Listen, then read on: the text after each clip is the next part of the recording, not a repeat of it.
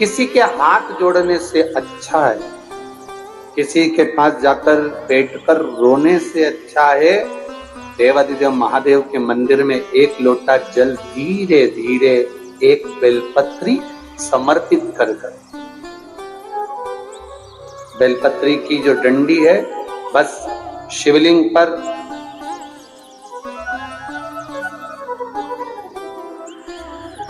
ये शिवलिंग, ये जलाधारी, ये माता पार्वती जी का हस्त कमल शिवलिंग, ये बेलपत्री, ये दंडी का जो मुख है वो अशोक सुंदरी की ओर समर्पित कर एक लोटा जल धीरे धीरे बिल्कुल धीरे धार में अपने हृदय की बात बाबा से दिल से कहते हुए, बाबा बहुत दुखी, बहुत कष्टमय जीवन, बाबा बहुत तकलीफ में जीवन चल रहा है और तू ना संभालेगा तो संभालेगा।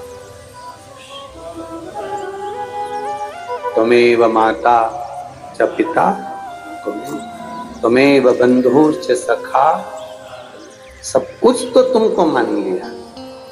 जब से शिव महापुराण की कथा सुन रही हूं तब से मैंने किसी को नहीं केवल आपको पिता माना है, आपको भाई माना है, आपको सखा माना है, आपको अपना माना, आपको दादा माना, आपको मैंने नाना। आप ही तो हैं जो संभाल सकते हैं। शिव बाबा से एक लोटा जल अगर समर्पित कर रहे हैं धीरे धीरे, कभी तुम्हारे चित्त में ऐसा आए कि मुझे बहुत टेंशन चल रहा है और मेरा जीवन ठीक नहीं चल रहा, हम कहेंगे, आज के जमाने में लोग हताश हो जाते हैं तो सोचते हैं कि सुसाइड कर लूं, मर जाऊं। हम उनसे इतना सा कहना चाहेंगे कि मरने का प्लान फिर बाद में कर, हम तुमको मना नहीं करेंगे कि तुम मरने का प्लान मत बनाओ। तुम्हारा मन हो तुम बाद में प्लान बनाना, एक बार विचार कर लेना कि अभी नहीं मरूंगा। अभी मैंने कथा सुनी है और सुना है एक लोटे जल का महत्व क्या है। कर्जा हो गया ना चुक जाए, दुख आ गया ना कट जाए।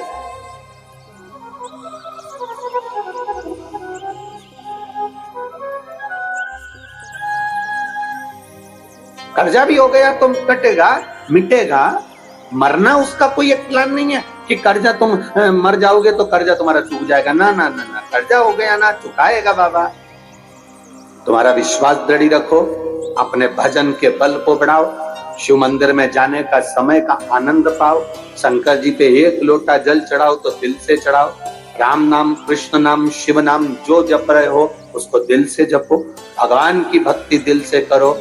आया हुआ समय, आया हुआ दुख कटेगा, थोड़ा समय लगेगा, धीरे धीरे धीरे धीरे वो कट जाएगा। वो बर्तन होता है ना बहुत काला हो जाता है तो उसको माताएं रगड़ती है, वो साफ नहीं होता तो फिर क्या करते हैं उस बर्तन को। अगर बर्तन साफ नहीं हो ना तो फिर उसको क्या करते हैं, उसमें छाछ भर देती है, दही भर देती है, नींबू लगाकर छोड़ देती है, खट्टी चीज से वो साफ हो जाएगा। तो थोड़ा अगर समय लग रहा है और लगे कि तुमको कि ये ठीक नहीं हो रहा तो समझ लेना कि भगवान ने भी कोई छाछ भर दी होगी। भगवान सुन क्यों नहीं रहा, भगवान ने भी कोई दही भर दिया होगा। ये समर क्यों नहीं रहा, ये ठीक समय आ क्यों नहीं रहा, आएगा। थोड़ा बाबा पर भरोसा रखो, विश्वास रखो, सारी समस्या का हल एक लोटा आप बाबा को समर्पित करो। बोल बम का नारा है, बाबा एक, उसके सहारे जियो ना। हम क्यों संसार वालों के सहारे। एक तमिलनाडु में नंदनार नाम का एक मजदूर रहता था जिसको बधुआ मजदूर कहते हैं। बधुआ मजदूर मतलब किसी के यहाँ, किसी सेठ के यहाँ, किसी धनपति के यहाँ किसी को बेच दिया जाता, ये आज से तुम्हारा नौकर है।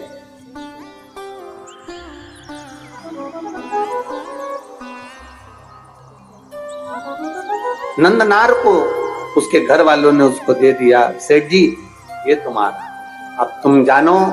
पैसे ले लिए, नंदनार उनके यहाँ काम करने लगा।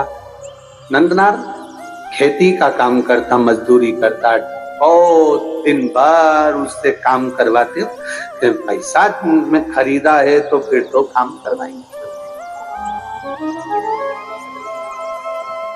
इसीलिए तो हम आप लोगों से कहते हैं लड़का लड़की की शादी करो तो पैसे से मत करो कि साहब हमने 10 लाख रुपए लूंगा, एक गाड़ी, फ्रिज, कूलर, वॉशिंग मशीन सब देना पड़ेगा, तब मैं लड़के की शादी तुम्हारे यहाँ करूंगा। मतलब तुम लड़के को बेच दिए हो। अब लड़के को तुमने अगर ससुराल वाले को बेच दिया है तो ससुराल वाले, अब तुम ये मत कहना कि तुम्हारा छोरा है, तुम्हारा बेटा है। तुमने एक गाड़ी, एक फ्रिज, एक वॉशिंग मशीन, एक इतना सोना, चेन, अंगूठी, मोबाइल, पर्स, इसके चक्कर में तुमने अपने लड़के को लड़की वालों को दे दिया। अब तुम ये छोड़ दो कि लड़का तुम्हारा है। अब वो तुमको पापा जी भले कहले पर तुम्हारा सम्मान नहीं करेगा, सम्मान वो अपने ससुर का करेगा। क्योंकि 10 लाख की गाड़ी, एक फ्रिज, एक वॉशिंग मशीन, एक 2 जोड़ कपड़े में तुमने बेच दिया। अब बेच दिया तो वो आदर उनका करेगा। आपको बोलेगा पापा, उनको बोलेगा पापा जी। आपको बोलेगा मम्मी, उनको बोलेगा मम्मी जी। बोलना पड़ेगा क्योंकि जगदम्बा वहीं खड़ी है। नहीं बोलेगा तो ये चंद्र घंटा घंटा बजा दे। बोलना पड़ेगा, खरीदा है। घर में बहू लेकर आना, कार वाली कभी मत लाना, संस्कार वाली लेकर आ जाना। कार वाली बहू मत लाना बाबा, संस्कार वाली लेकर आना। जब संस्कार वाली बहू हमारे घर में प्रवेश करती है तो वो हमारे जीवन को सार्थक करती है। विद्वत ब्राह्मण जन, भूदेवता, पृथ्वी के देव ब्राह्मण जन जब किसी लड़का और लड़की की पत्रिका मिलाते हैं, गुण मिलाते हैं, तो वो यही देखते हैं कि संस्कारवान लड़की इनके घर में प्रवेश करे। भूदेव यही चाहते हैं।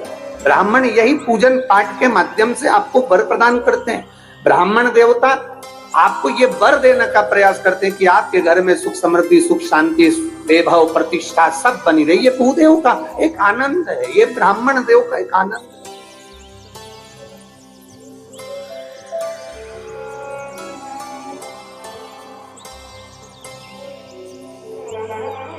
अब नंदनार काम कर रहे हैं, पर नंदनार के हृदय में एक बड़ा बड़ा भाव था।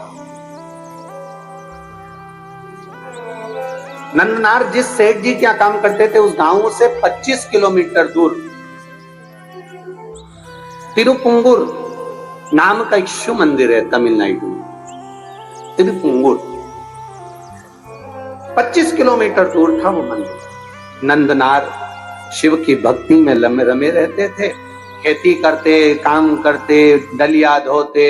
सेठ भी ऐसा कि 24 घंटे में से केवल 4 घंटा उसको आराम करने देता, बाकी का 20 घंटा उसको रधेड़े रखता, काम करवाता रहता। वो भी बेचारा मजदूर था, बधुआ था, बंधा हुआ था, कर रहा। निवेदन आप सबसे, धन से किसी को बांधने का प्रयास मत, धन और भय से कभी मत बांधना। आज तक इस शिव महापुराण की कथा में आपको कभी भय नहीं बताया कि तुम अगर शंकर जी को जल नहीं चढ़ाओगे तो तुम्हारे साथ ऐसा हो जाएगा, तुम अगर शंकर जी का व्रत छोड़ दोगे तुम्हारे साथ ऐसा हो जाएगा, तुम अगर शंकर जी के साथ ऐसा करोगे तो तुम्हारे साथ ऐसा हो जाएगा। क्योंकि शिव महापुराण में कोई भय लिखा ही नहीं है। ये तो दुनिया के लोगों ने शंकर भगवान को भय बना दिया। शिव जी क्रोध के देवता हैं, रुद्र देवता हैं, गलत करोगे गुस्सा करेंगे, गलत करोगे ऐसा हो जाएगा। शिव महापुराण की कथा कहती है शंकर भगवान को पशुपतिनाथ कहते हैं। पशुपतिनाथ मतलब पशुओं का भी वो देवता है, साधारण सा नहीं, वो भोला है। उसको क्रोध तो केवल तब आता है जब उसके भक्तों पर विपदा आती है, और वो विपदा कटती नहीं, तब मेरे महादेव को क्रोध आता है। हर कभी शिव जी को क्रोध नहीं आता, हर कभी शंकर भगवान को क्रोध नहीं आता। घर में रहने वाली माँ को हर कभी क्रोध थोड़ी ना आता है। घर में रहने वाली स्त्री को, घर में रहने वाली बहू को हर कभी क्रोध नहीं आता। जब देवरानी जेठानी में क्रोध कब आएगा? देवरानी जेठानी की झगड़ा होगा तो गुस्सा नहीं आएगी, पति की बात होगी तो झगड़ा नहीं, क्रोध नहीं आएगा। देवरानी जेठानी में लड़ाई होती है केवल औलाद के चक्कर में, बच्चों के चक्कर में। जब अपने पुत्र की बारी आती है और बच्चे के साथ अगर कोई बात हो, अगर जेठानी ने डांट दिया, देवरानी ने कुछ कह दिया, किसी ने कुछ कह दिया, मोहल्ले के लोगों ने कुछ कह दिया, बच्चों के चक्कर में, जब घर की बहू, घर की दादी, घर का बुजुर्ग, घर का बड़ा अपने बच्चों के चक्कर में क्रोध कर सकता है, तो मेरा महादेव भी अपने भक्तों के चक्कर में क्रोध कर सकता है। जब उसके बच्चों को चोट पहुंचे, उसके हृदय को चोट पहुंचे।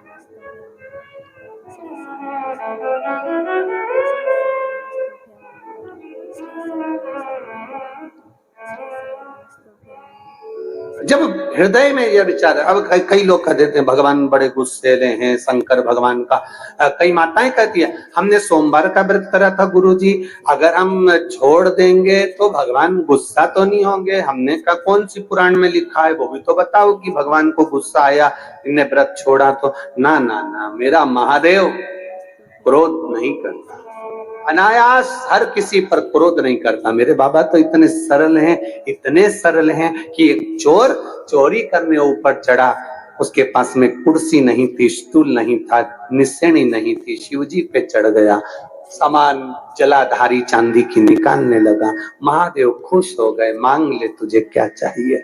वो चक्कर खा के नीचे गिर गया, मैं तो चोटा चोर। आज तक आप प्रसन्न नहीं हुए भोलेनाथ, और आज कैसे प्रसन्न हो गए? शिव जी कहते हैं लोग जल चढ़ाते, धतूरा चढ़ाते, बेलपत्री चढ़ाते, तो पूरा ही चढ़ गया, पूरा चढ़ गया। मैं प्रसन्न ना हूं तो क्या? कितनी कृपा है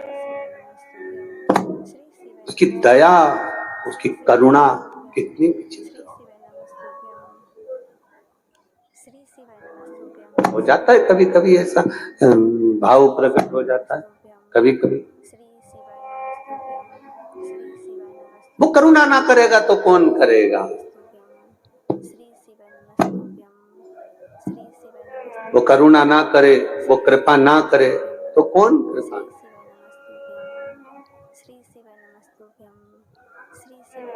तो वो एक लाइन गुनगुनाते ना, ओ पालन हारे निर्गुण न्यारे,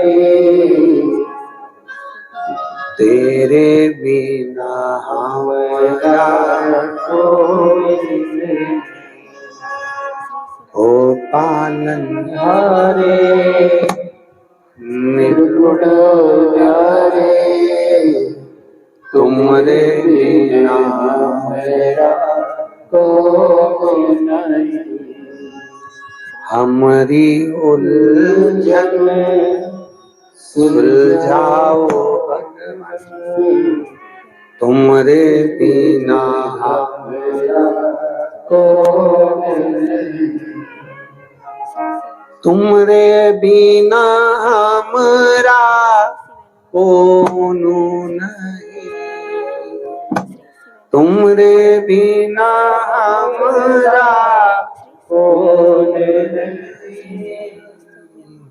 ओ पालनहारे निर्गुण और न्यारे, तुमरे बिना हमारा कौन नहीं।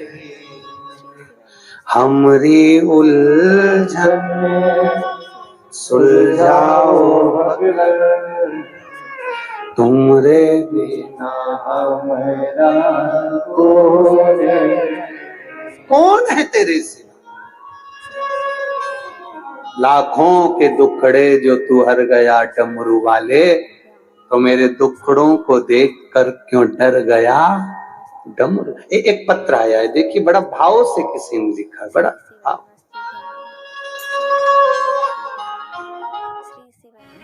घर में कोई भोजन करने आया, शंकर जी के मंदिर में आप जल चढ़ाने जा रहे हो, पूजन की थाली लगाकर पूजन करने बैठ रहे हो, वृक्ष के नीचे जल चढ़ाने जा रहे हो, हाथ में पानी का लोटा है, ट्रे में गिलास है, किसी अतिथि को, किसी ब्राह्मण को, किसी साधु को, सन्यासी को, तपस्वी को, साधक को, उपासक को, अतिथि गण को या भगवान को जल चढ़ाने जा रहे हो या पूजन की थाली रखने जा रहे हो, उसमें जो लोटा रखा हुआ है या अलग से लोटा पकड़ा हुआ है, वो लोटा, वो गिलास, पानी का भरा हुआ पात्र जब नीचे गिरता है, अपन कहीं जा रहे हैं, किसी को जल देने जा रहे हैं, किसी को पानी पिलाने जा रहे हैं, किसी भगवान शंकर के शिवालय में जल चढ़ाने जा रहे हैं, और अगर वो जल का पात्र नीचे गिर जाता है तो प्रसाद शिव महापुराण की कथा कहती है वो शुभ नहीं माना जाता, उसको शुभ नहीं कह सकते। प्रसाद शिव महापुराण की कथा कहती है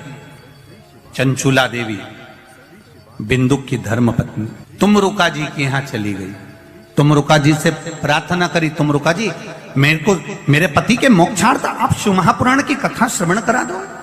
तुमरुका जी ने कहा कथा कहने में मना नहीं है, पर तू बेधव्य है। अगर कोई जोड़े से बैठकर आराधना करे तू कथा सुन, मना नहीं है, तू कथा सुनेगी। बेधव्य नारी अगर शिव महापुराण की कथा को श्रवण करती है तो पति के लोक हो जाती है। कुंवारी कन्या शिव महापुराण की कथा को श्रवण करती है, उत्तम वर प्राप्त कर उत्तम कार्य की ओर जाती है। कोई पुरुष शिव महापुराण की कथा को श्रवण करता है, उत्तम फल को पाता है। कोई सौभाग्यवती नारी शिव महापुराण की कथा को श्रवण करती है तो वो अखंड सौभाग्य प्राप्त करती है। ऐसी पावन शिव महापुराण की कथा, तो फिर मैं बेधव्य होकर इस कथा को श्रवण कर सकती हूँ, क्यों नहीं कर सकती? तू कर कथा श्रवण। चंचुला देवी ने हाथ में जल लिया, भगवान देवाधिदेव महादेव से प्रार्थना करने जा रही है कि मेरे पति के लिए मैं शिव महापुराण की कथा करवा रही हूं, पर यजमान नहीं है, कोई जोड़ा मेरे पास में नहीं है। माता पार्वती जी ने कहा चंचुला देवी तुम शिव की आराधना करो, शंकर की आराधना करो, वो तुम्हारे यजमान बनेंगे, वो कथा के यजमान बनकर बैठेंगे, जोड़े से मैं बैठूंगी। अब चंचुला देवी पानी लेकर जाती है शंकर जी के मंदिर में चढ़ाने के लिए। जितनी बार चंचुला देवी जल लेकर शिव के चरणारविंद को शिवलिंग पर चढ़ाने के लिए जाती है, बालू का शिवलिंग बनाकर उसकी पूजन करने के लिए जाती है, जितनी बार जल का पात्र हाथ में लेती है उतनी बार पात्र गिर जाता है। अभी तक जितनी भी कथा हुई हैं, आप पुरानी कथा भी निकाल कर देखना, उस कथा में चंचुला देवी का जो आराधना का प्रसाद जल का जो महत्व है वो आज तक कथा में वर्णन नहीं आया। पर ये जो प्रसाद शिव महापुराण की कथा चल रही है बड़ौदा में, आपको पहले भी कहा कि यह कथा संपूर्ण भारतवासियों के लिए और देश विदेश में बैठे हुए भक्तों के लिए एक अलग गौरव की बात है कि यह कथा का रसतत्व अपने को मिल रहा है। चंचुला देवी के हाथ से कलश गिर गया। किसी दिन चंचुला देवी का जल अच्छे से चले जाता है, बाकी के दिन चंचुला देवी का हाथ का वो जल अपने आप गिर जाता है, वो कलश भूमि पर गिर जाता है। फिर चंचुला देवी अंदर जाती है, फिर जल लाती